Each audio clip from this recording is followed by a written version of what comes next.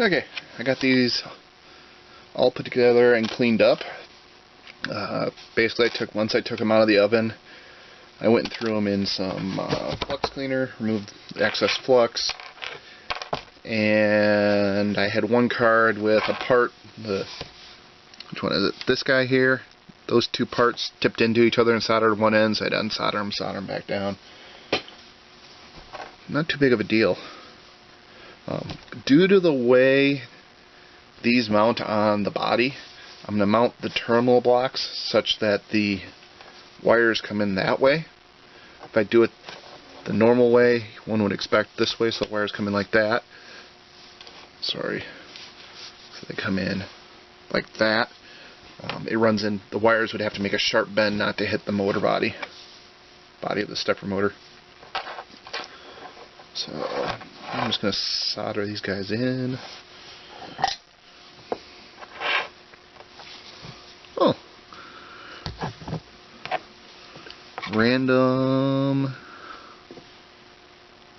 It's a random 10 milliohm sense resistor. Wondered where that went. It's a sense that one's specifically a sense resistor, not because of the value, but because it has 4 terminals. So you have your current path go through 2 terminals, and your sensing path go through the other 2 terminals. Then the resistance of your trace and your solder joints don't affect the reading from the resistor. So you can get very accurate current sense readings.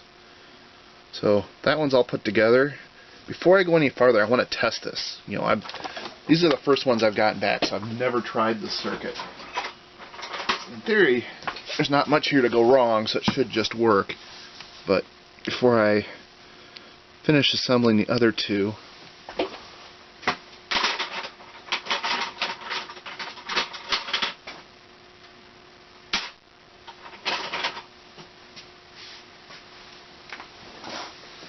give it a quick try. Okay, first things first, I need to give it 5 volts. Ground is right next to the Metroid. So I'll screw that in. Next one over is the output, which is open collector, so it can only drive low. I'm just going to stick an LED in there. And then the last connection is plus 5 volts. So I'm going to stick in my plus 5 connection and the other side of the LED.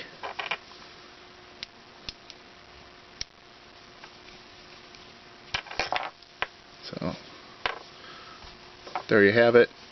Not too spectacular. I'm not going to solder the sensor in just yet. First things first, plug this in. I got the LED on the board, and I got my output LED glowing. There's a 1K resistor on this LED.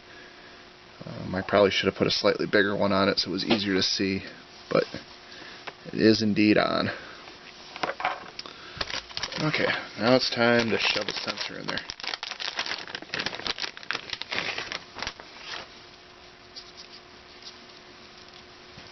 So here's my little sensor. There's a little peg. Little peg lines up with a little hole in the back, and just like magic, both LEDs go out. So I'm either shorting the works out or it's working. Let's see if I can hold this in such a way. And I'm going to take this screwdriver blade and stick it in the sensor. Uh-oh. It is not working as expected. Apparently I didn't inspect these very well. There's a resistor missing right there. So I'll have to put that on. I will come back to this.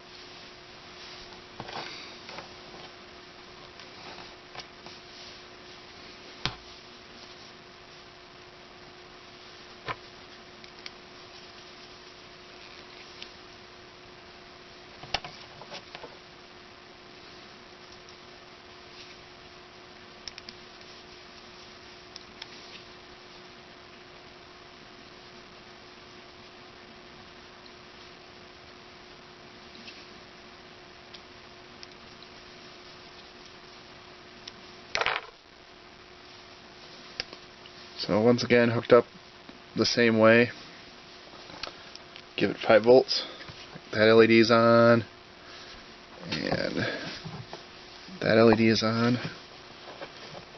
I need to put my little sensor. Peg goes to the hole, just like so.